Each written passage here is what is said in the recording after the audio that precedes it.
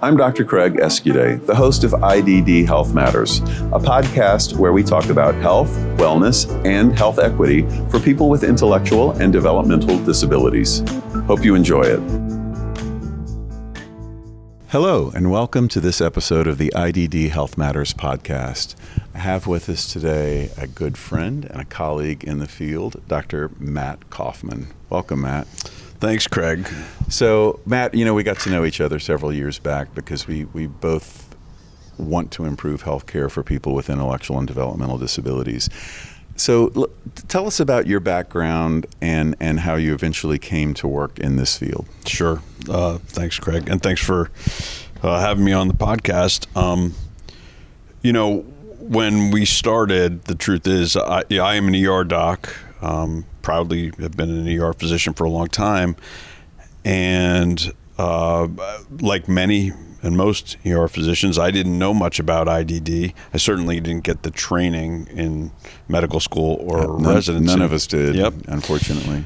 So during the course of my career, I was working in a emergency department in New York City, which was a pretty rough place. It was a little bit of an old school emergency department. It was just sort of a big room. And my buddy was the chairman. I was the vice chairman. And part of my job was to kind of try to figure out how to make things run better. And one of the, among the, this was in this room, everything happened, right?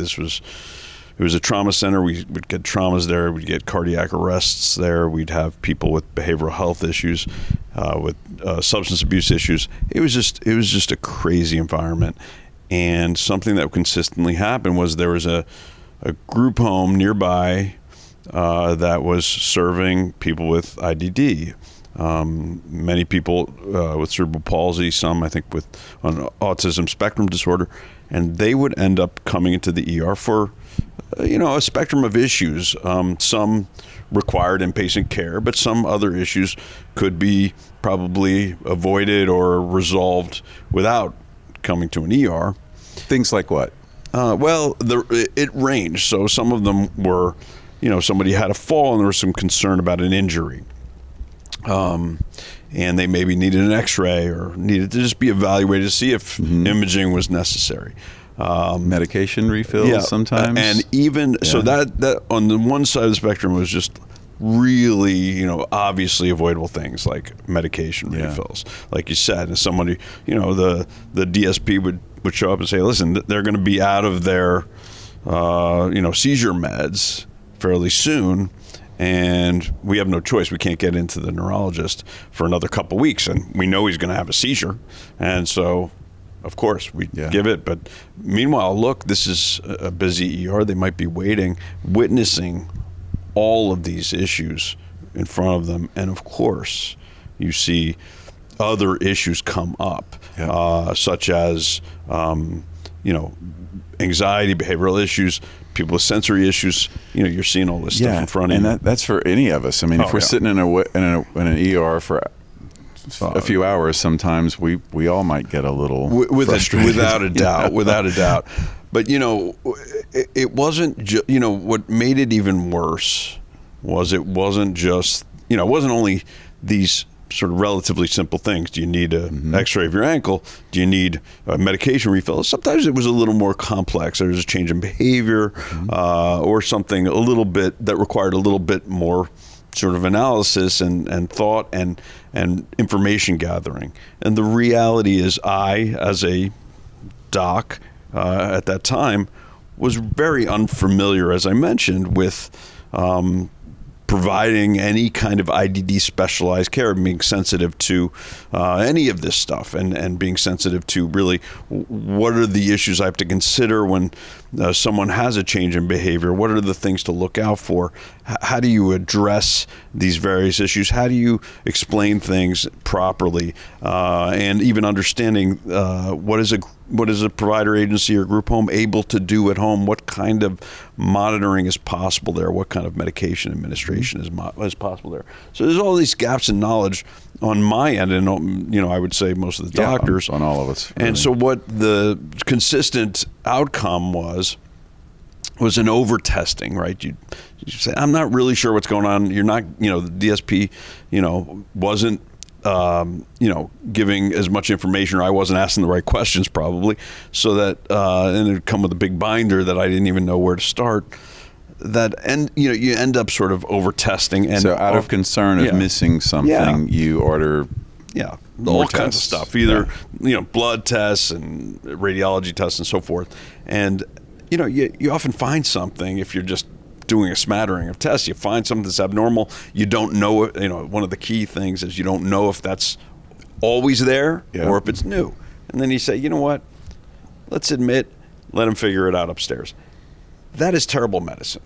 That is just bad medicine all around. I unfortunately was part of that machine.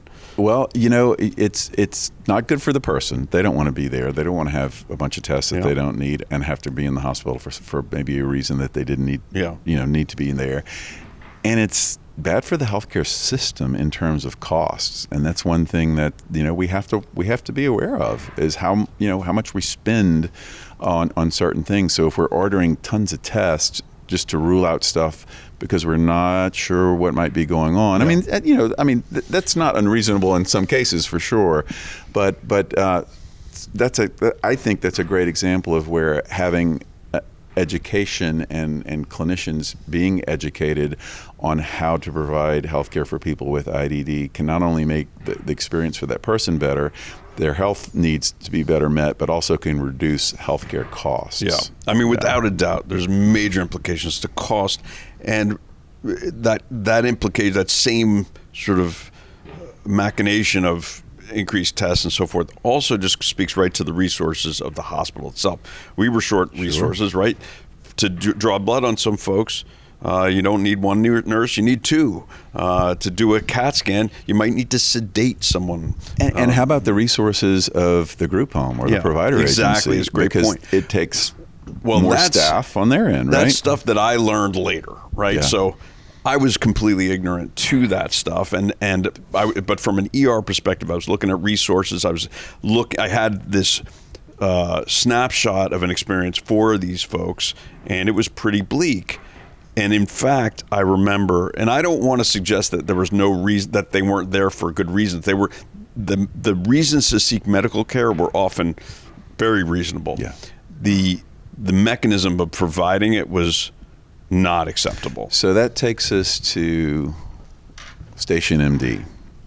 So as part of our initiative as leadership in the ER, my friend Mansour Khan and I, who worked there, we got a little tiny grant, and we said we think we can do this via telemedicine. We invited our buddy Devin Unadkat, another ER physician who we knew was extremely smart, and all of us also had some degree of personal interest in the population of people with IDD. I have a nephew. Mansour has a nephew who live with IDD, and Devin also has a connection.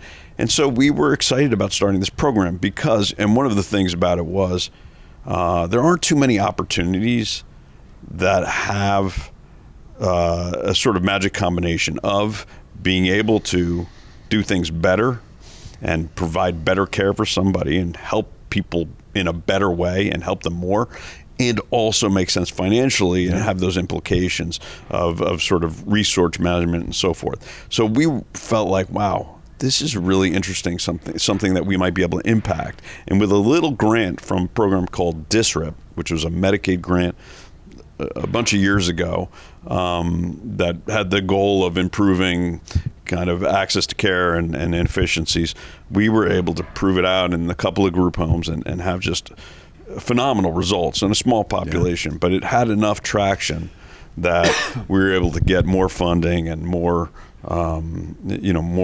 interest in this. So how does the service work? Yeah. So I do want to mention, shortly afterwards, we brought on a young man named Dr. Malik Trivedi, who also became part of the founding team and has also contributed enormously. Thanks. And I will say that both Malik and Devin have been on the podcast, so you can go back and hear their stories too. Very good, yes. Yeah. So How does it work? Well, it works, pretty simply. I mean, the concept is quite simple. It's hard to fit into a traditional idea of where medicine is, because it really provides this extra layer. It's a 24/7 access to a clinician that has specialized, and I'll talk a little more about this, specialized training and understanding what IDD is, what the issues that are coming up, both socially, medically, communication-wise.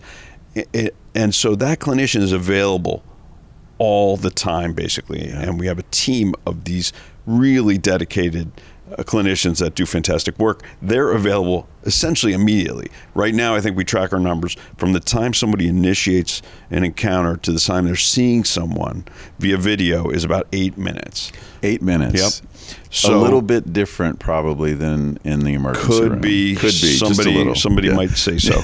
So we're available, and I think the trick to understanding it, or my difficulty in explaining where it fits in the ecosystem is that, look, this is available immediately. It's for every kind of question you might have related to medicine, and sometimes not even, but DSPs and people on the front lines, families, individuals themselves, they're faced with big and small questions all the time regarding health. And these questions, again, range, but they can be very non-traditional. And they can be questions that you might not go to your traditional primary care doctor for. He's not acting right today, or seems more tired, or they're not eating. Yeah, not eating, or missed his med. What should I do now? These issues that present possibly, always are important questions, but possibly serious issues, possibly require some guidance, possibly reassurance.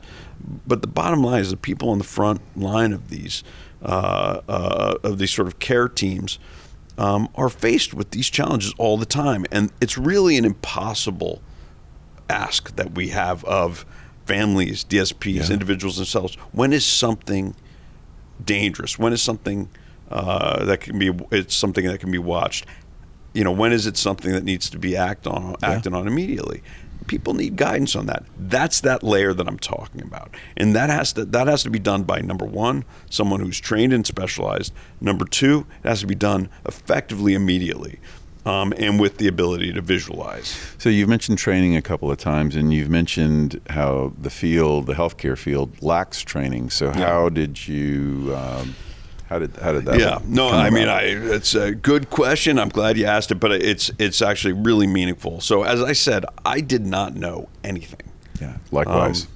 And so I needed personally, as we sort of sought out to educate ourselves, I needed to seek out experts in the field.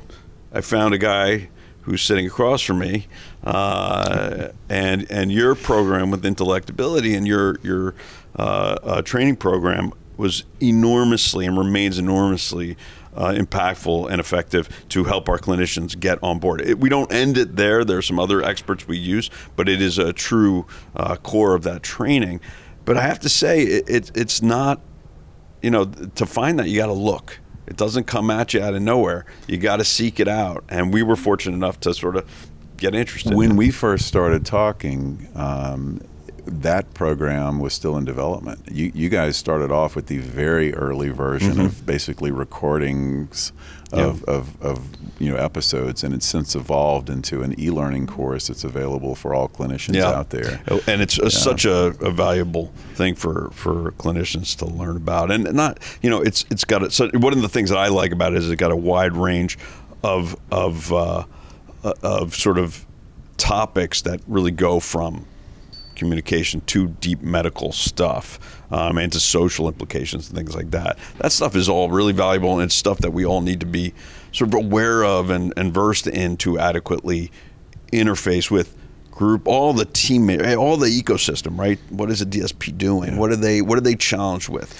Those are things we learned over time. And you know how that course came about? It's because it was all of the things that I didn't know that I learned the hard way over years and years. And I'm like, okay, what information do healthcare providers need to know, and how can I provide that to them in the most efficient manner? And that's how that course came about. Yeah. So I appreciate that you found it valuable over the years. Yep. And now I'm proud of our own team. Oh, you guys, as well. and you guys have taken that to a new level. Plus, you've got the experience. Yep. I mean, how many visits do you guys have? The last couple of years, we've had over 100,000 visits, 130,000 visits. And these are people, telehealth visits. These are people with IDD. That's what we do, right? So we're talking about really creating a unique, and I'm so proud of this, so it might sound like bragging, but this is the best work I've ever done. I want to I was going to ask you feelings and thoughts, but I also want to ask you, you've got some incredible stats too, in terms of avoidance of unnecessary emergency department visits, right? Yeah.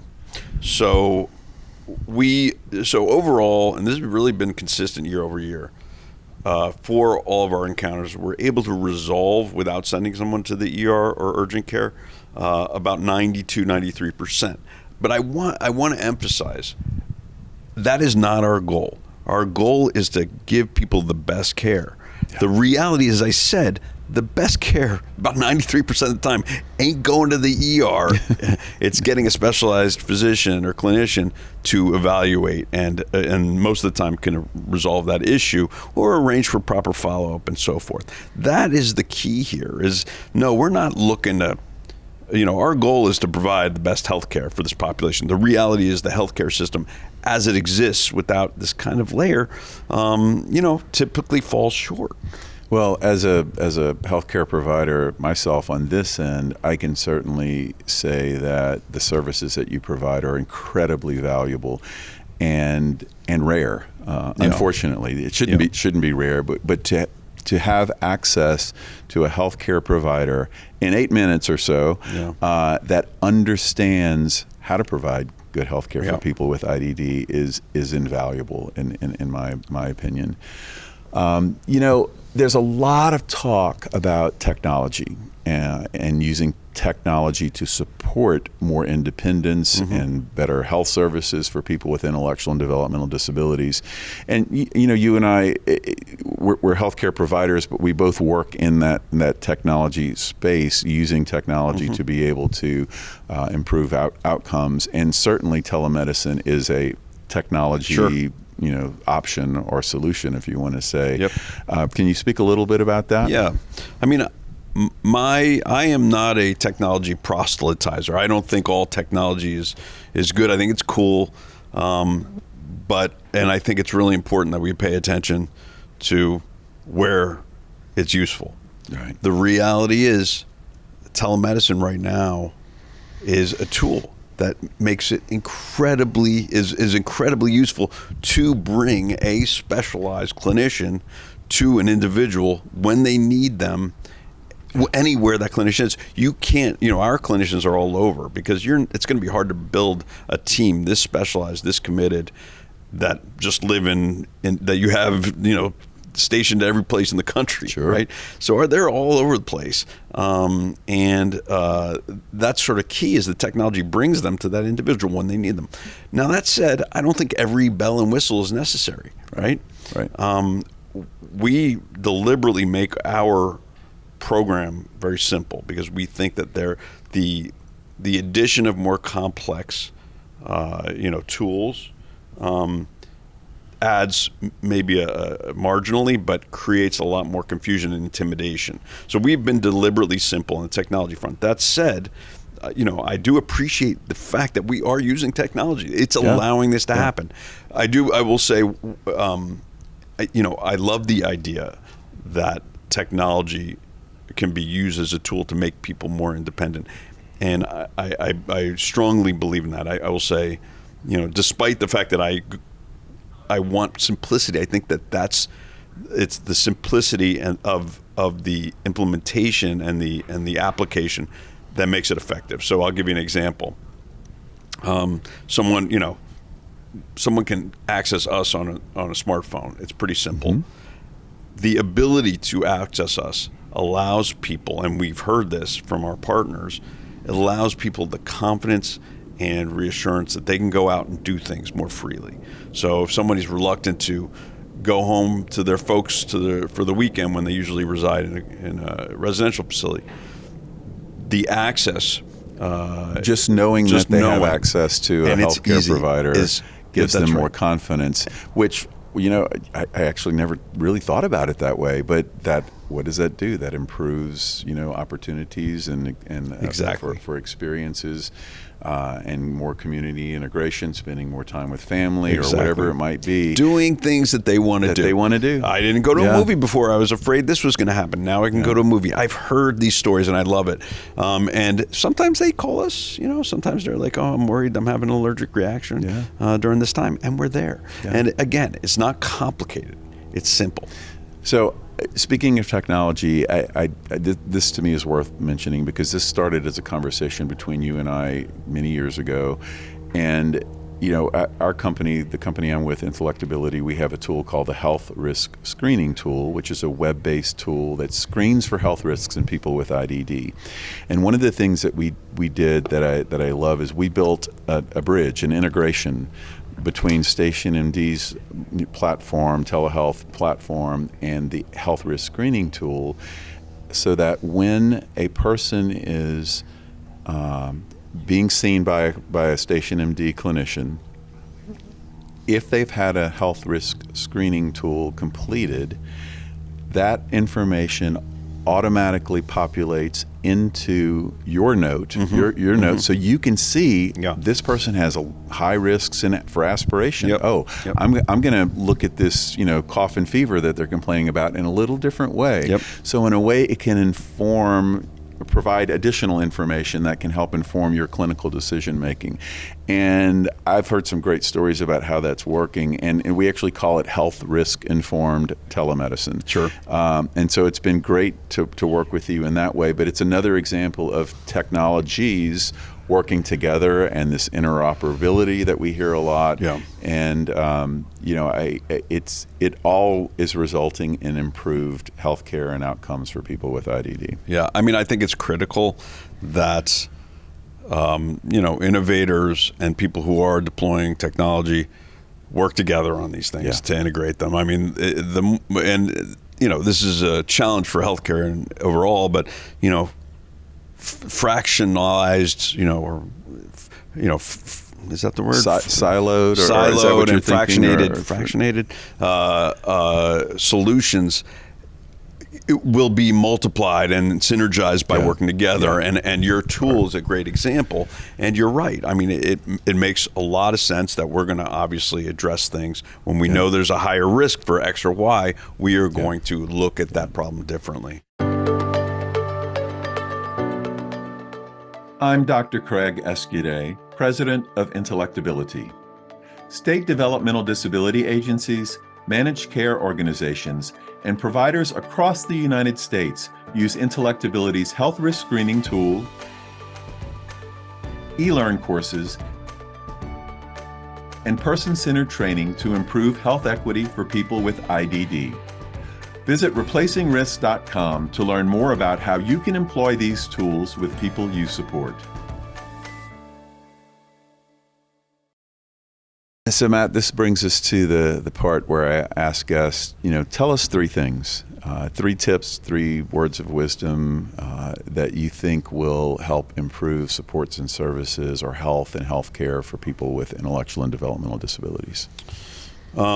Well, one of the things I think will change and is already changing, really thanks to work from you, is better education for medical providers, right?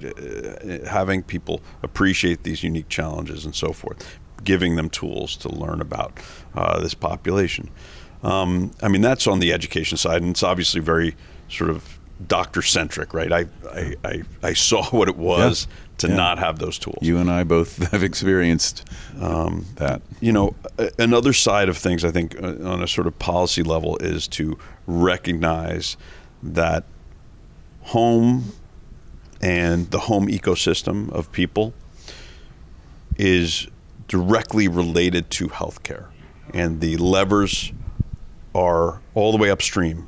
Divorcing sort of proper healthcare and access from a home environment is it creates fragmentation. That was the word I was looking for, fragmentation.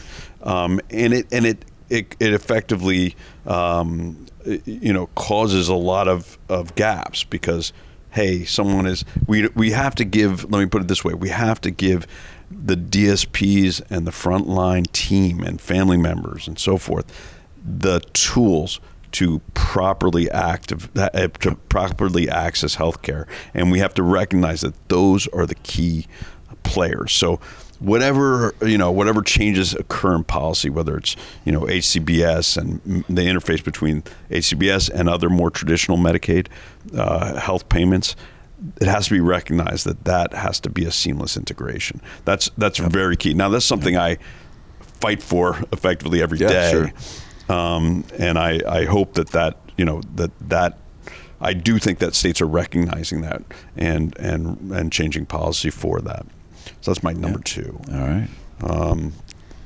And number three, I think, is again recognizing and allowing people to participate in healthcare in a way that they understand it's reinforced benefits and so forth. I think people with IDD often are kind of dragged to the doctor, and it's an avenue that is it causes a lot of anxiety and is not really done on their own terms. But giving some autonomy around healthcare and accessing it in the way they access it, I think will go a long way in getting buy-in. I mean, if you don't have buy-in from patients, if you don't have buy-in from individuals, you're not going to have the outcomes, and ultimately you're doing a disservice because, we all think that health is important. We all know that healthy living and taking care of yourself is important, but you have to do it on one's own terms.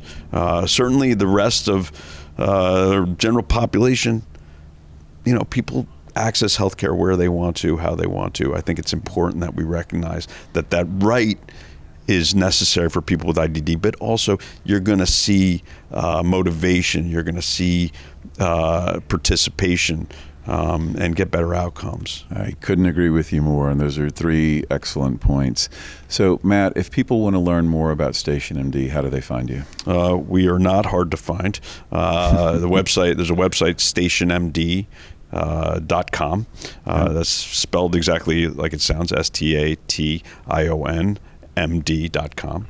And we're easy to reach. Great. So, look, Matt, thank you so much for sharing your story, your insights. I think they're important and they need to be heard. And I look forward to continuing working with you and, just hanging out with you. Likewise, Craig. Always awesome to talk to you. Thanks so much, Matt. Thank you.